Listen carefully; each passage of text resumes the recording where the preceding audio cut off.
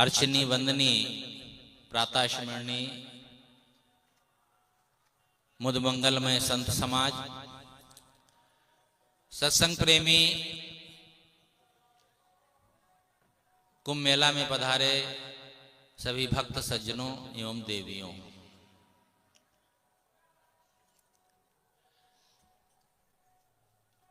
इसे कुंभ मेला कहा जाता है। मेला का मतलब जहां मेल हो, आपस में मेल जोल जब होता है वही मेला है।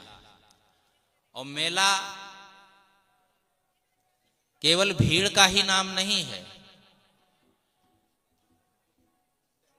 आपस में विचारों का भी मेल होना चाहिए। आप लोग सब जानते हैं यहाँ पर गंगा है और दूसरी तरफ से जमुना आती है, लेकिन इस स्थान को त्रिवेणी संगम कहते हैं। जबकि दो ही नदियां दिखती हैं तो द्विवेणी कहना चाहिए, लेकिन कहते हैं त्रिवेणी। हम लोग ये कहा करते हैं कि तीसरी जो सरस्वती नदी है वह कहीं नदी नहीं है, बल्कि ये संतों का सत्संग ही सरस्वती है। सरस्वती ज्ञान का प्रतीक भी माना जाता है। मैंने एक दिन YouTube में देखा तो एक महात्मा जी से एक पत्रकार पूछ रहे थे कि महाराज ये गंगा जमुना तो दिखती है, त्रिवेणी तो है नहीं, आप लोग कहते हो गुप्त है, तो कहां पर गुप्त है? तो कहा अरे नहीं, कोई गुप्त नहीं है, ये संतों का सत्संग ही त्रिवेणी है। इसमें जो नहा लेता है उसका जीवन पवित्र हो जाता है, उसका मन पवित्र हो जाता है। मैंने कहा बात सत्यता आखिर में सबको कहना पड़ता है, और बात यही सही है। ज्ञान की गंगा में जो स्नान कर लेता है उसका पाप धुल जाता है। बाहर ये जो गंगा है, यमुना है, त्रिवेणी है, संगम जिसे कहते हैं, साफ शुद्ध पानी हो तो शरीर का मैल धुल सकता है, लेकिन मन का मैल धुलने के लिए, क्योंकि पाप मन में होता है, शरीर में कहीं चिपका नहीं होता है। गलत कर्म किए हैं तो मन में उसके संस्कार बन गए हैं।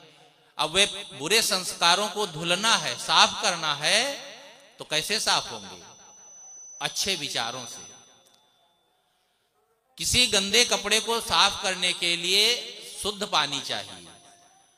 तो हमारे जीवन में जो गलत आचरण हो गए हैं उनको साफ करने के लिए, उनको धुलने के लिए, उनमें परिवर्तन लाने के लिए अच्छे विचार चाहिए, तब हमारा मन धुल सकता है। यही एक त्रिवेणी जो है सरस्वती के रूप में कहा जाता है, वो संतों के विचार है। और इसमें जो स्नान करता है वही मानो अपने मन के कलमश को धो रहा है। इसीलिए तो कहा गया है तीर्थ वही जो पाप से तारत। अब प्रश्न होता है पाप से कौन सा तीर्थ तारता है? ये हरिद्वार, इलाहाबाद, नर्मदा, कौन से तीर्थ में जाएंगे? तो आगे विचारक ने स्वयं ही उसका उत्तर दिया, तीर्थ वही जो पाप से तारत, पाप वही मन मद विकारा, सो सत्संगत तीर्थ सत्य है, दुर्गुण नासत लागे न बारा। वास्तव में सत्संग ही ऐसा तीर्थ है जिससे दुर्गुण दूर होने में देर नहीं लगती है। कितने भी दिनों के गंदे विचार हो, गंदा आचरण हो, रहन सहन खान पान खराब हो, लेकिन यदि सत्संग रूपी जल से ठीक से स्नान कर लिया जाए, उस ज्ञान गंगा में नहा लिया जाए, तो निश्चित है वे सारे दोष, सारे दुर्गुण अपने आप नष्ट हो जाएंगे। इसलिए यह तीर्थ असली तीर्थ है, और इसी तीर्थ में स्नान करके मुक्ति पा सकते हैं। लोग सब कहते हैं मरने के बाद जो पुण्य करता है वो स्वर्ग में जाता है, और जो जीवन में अपने सारे बंधनों को काट दिया वो मोक्ष पाता है। अब स्वर्ग कहां है ये किसी ने आकर के आज तक बताया नहीं, और मोक्ष किसका हुआ ये भी किसी को ज्ञात नहीं है। तो ये बातें हम कैसे समझें कि ये बातें जो कही जाती वो सत्य है? वास्तव में जीवन में ही स्वर्ग मिलता है। सद्गुरु अभिलाष साहब जी का एक सूत्र है, प्रेम में ही स्वर्ग है और अनासक्ति में ही मोक्ष है। इस सूत्र में दोनों बातें आ जाती हैं, व्यवहारिक और आध्यात्मिक। यदि हमारा जीवन प्रेममय है, हम जिन लोगों के बीच रहते हैं, परिवार में, समाज में प्रेम का वातावरण है हमारा, तो समझ लो हम स्वर्ग में जी रहे हैं। और यदि हमारा मन अनासक्त हो गया पूर्णतया, तो वही मोक्ष की दशा है।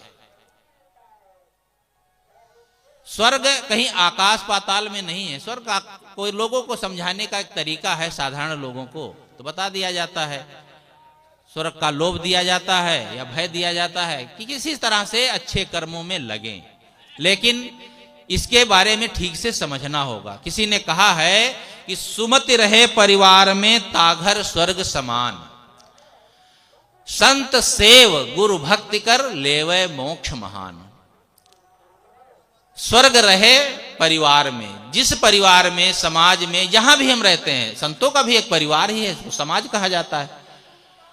स्वर्ग रहे परिवार में ताघर स्वर्ग समान, सुमति रहे परिवार में। सुमति यदि होती है तो परिवार में सुमति का मतलब है मनुष्यों के बीच में जो मनुष्य हैं उन मनुष्यों की बुद्धि सुबुद्धि हो, जिसे सुमति कहते हैं, अच्छी बुद्धि।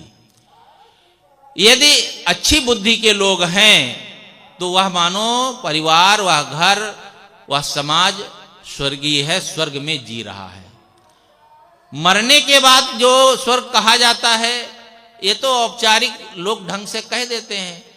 कोई व्यक्ति जब शरीर छोड़ता है और उसकी श्रद्धांजलि यदि मनाई जाती है तो उसमें लोग, जाने वाले लोग सभी यही कहते हैं कि मैं भगवान से प्रार्थना करता हूं कि इनकी जो शरीर छोड़ दिए हैं, कहते हैं उनके लिए कि मैं इनकी आत्मा को शांति प्रदान करें। मरने के बाद, शरीर छोड़ने के बाद किसी की आत्मा को शांति नहीं मिल सकती। जीवित जिंदा में ही जो उसने अच्छा बुरा किया है वही उसको फल मिलता है। हाँ, उसने जीवन में यदि शांति का काम किया है तो निश्चित है मरने के बाद उसे शांति मिलेगी, शांति वो रहेगा। लेकिन जीवन में यदि उसने वैसा नहीं किया है तो हजारों आदमी इसके लिए श्रद्धांजलि देते रहे, कहते रहे, तो क्या फर्क पड़ता है? ये तो परंपरा है, कहने का तरीका है। कोई शरीर छोड़ता है तो उसके लिए कहते हैं, लिखते भी हैं स्वर्गीय फलाने बाबू स्वर्गीय, कोई आज तक नरकी नहीं लिखता है। यहां तक कि जीवन भर गलत काम किया हो फिर भी उसको स्वर्गीय ही लिखा जाता है। परंपरा ठीक ही है। अब वो मर गया, चला गया, अब उसका कर्म जाने, लेकिन यहाँ के जो लोग हैं वही शुभकामना करेंगे उसकी सदगति हो। लेकिन कब होगी यह अपने जीवन में उतारने की जरूरत है। अच्छी बुद्धि हो। इस सत्संग में और क्या सिखाया जाता, क्या बताया जाता है? कोई इसमें नई बात नहीं होती है। हमारे संत गुरुजन जो हैं केवल हमें सही ढंग से जीने का तरीका बताते हैं। हमारी बुद्धि जो बिगड़ गई है, हमारी बुद्धि ठीक नहीं है, उसको ठीक करने का तरीका बताते हैं। जीवन जीने का तरीका, जीवन कैसे जिए, जीवन में हमें कैसे रहना है, कि लोगों के बीच में, अपने जीवन में ही लोगों के बीच में कैसे करना है वह बात अलग है। अपने जीवन में क्या करते हैं? श्रद्धेय श्री गुरुभट्ट साहब एक सूत्र कहा करते हैं कि हम वह नहीं होते हैं जो लोगों के बीच में हम दिखते हैं, हम वह होते हैं जो एकांत में हम करते हैं या रहते हैं। वास्तव में असली हम वही हैं। जब कोई न देखता हो, कोई ना हो, केवल हम अकेले हों, उस समय हमारा जीवन कैसा, हमारा व्यवहार कैसा, हमारी सोच कैसी, हमारी समझ कैसी, तो समझ लो हम वैसे ही हैं। और लोगों के बीच में तो सब भले दिखते हैं। और लोगों के बीच में कोई गलत से गलत आदमी हो भी उपद्रव नहीं करता है। तो अपने जीवन को हम यदि ऐसा बना लेते हैं तो समझ लो हमारी बुद्धि सही हो गई। और जिसकी बुद्धि सही है, जिसका जीवन ठीक है, वह तो स्वर्ग में जी ही रहा है। फिर बाहर का जो एक कर्मकांड होता है वो तो औपचारिक है, लेकिन लोगों को सद्मार्ग में लाने के लिए ये सब बातें बताई जाती हैं, समझाई जाती हैं, कही जाती हैं। तो सुमति रहे परिवार में ताघर स्वर्ग समान। साहब स्वर्ग का अर्थ भी करते थे सुंदर वर्ग, सुंदर परिवार, वही स्वर्ग है। संत सेव गुरु भक्ति कर लेवे मोक्ष महान। संतों की सेवा और गुरु भक्ति। अब आप लोग संतों से जुड़े हैं, इसीलिए सत्संग में आते हैं, और गुरु से जुड़े हैं, गुरु भक्ति करते हैं तो जीवन में सुधार होता है। ये संत सेवा गुरु भक्ति के द्वारा ही आदमी उन्नति कर सकता है। बाकी तो आप काम रुपया कमा सकते हैं, धन कमा सकते हैं, ऊंचे पद पर पहुंच जाएंगे। आप गुरु भक्ति करें ना करें, संत सेवा करें, दान पुण्य ना करें, तो भी बाहर का वैभव आपके पास हो सकता है, लेकिन जीवन की उन्नति, जीवन में जो शांति है, जीवन में जो सद्बुद्धि है, वह संतों के सानिध्य से ही आएगी, सदगुरु की शरण में जाने से ही आएगी। तो संत सेव गुरु भक्ति कर लेवे मोक्ष महान। सबसे महान जीवन में क्या है? मोक्ष पाना, संसार से बंधनों से छूट जाना। हमें दिखता नहीं है कि हम क्यों कैसे बंधे हैं, कहां बंधे हैं, लेकिन सबका मन कहीं ना कहीं बंधा रहता है। बिन रसरी गर सकलो बंधा, ये बिना रस्सी के सभी का गला बंधा हुआ है। लो जंजीर न रसरी बंधन, बड़े बड़े सुभट सुखाएं पछरवा हो। ये विशाल देव की वाणी है। लेकिन ये सब दिखता कौन दिखाने वाला है, कौन बताने वाला है, कौन हमें समझाएगा? वह सब समझाने वाले हमारे बीच में संत गुरुजन विराजमान हैं। मैं अपनी बात और अधिक नहीं बढ़ाऊंगा, हमारे बीच में गुरुजन विराजमान हो चुके हैं, इसलिए मैं अपनी बात यही समाप्त करता हूं।